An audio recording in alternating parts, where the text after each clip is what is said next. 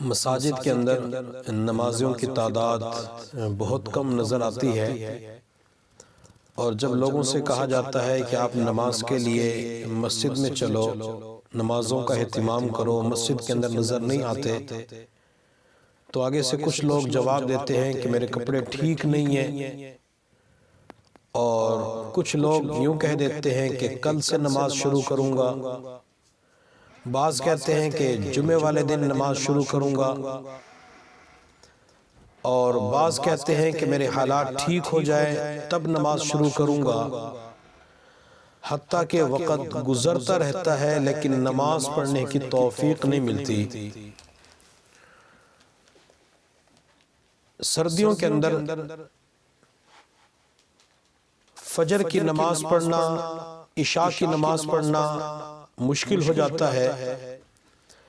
اور ہم اپنے نوجوانوں کو دیکھتے ہیں کہ اپنے جسم کو سمارٹ بنانے کے لیے، فٹنس کے لیے، جسم کو خوبصورت بنانے کے لیے اور اپنے آپ کو بہتر دکھانے کے لیے وہ جم میں جاتے ہیں اور وہاں بہت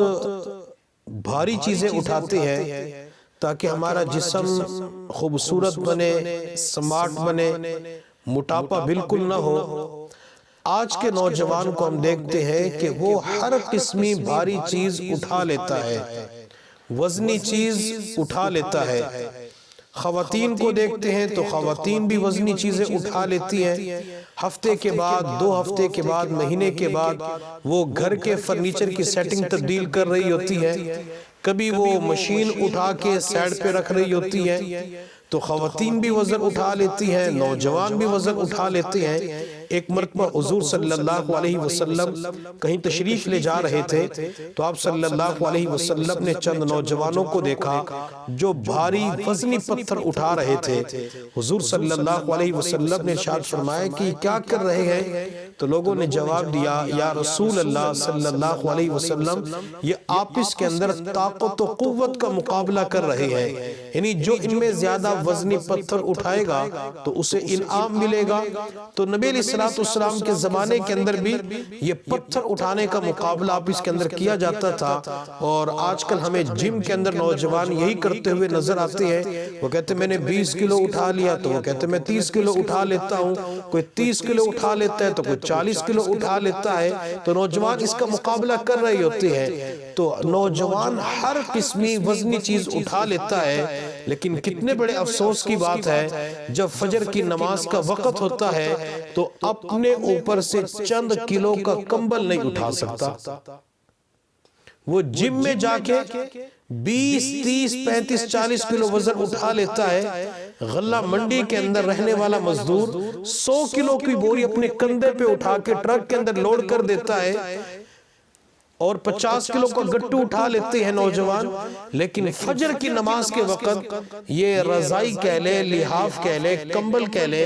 5 کلو وزن، 8 کلو وزن، 10 کلو وزن ہوگا، اس کو صرف اپنے چہرے کے اوپر سے اٹھانا ہوتا ہے۔ وہ فجر کے وقت اس کمبل کا اٹھانا مشکل ہو جاتا ہے۔ میں تو نوجوانوں سے کہوں گا کہ اگر آپ نے طاقت و قوت دکھانی ہے، اپنی زور آزمائی کرنی ہے، تو آپ فجر کی نماز کے وقت کمبل اپنے اوپر سے اٹھا کے دکھائیں۔ اگر آپ فجر کے وقت کمبل اٹھانے میں کامیاب ہو جاتے ہیں تو یوں سمجھ لیں کہ آپ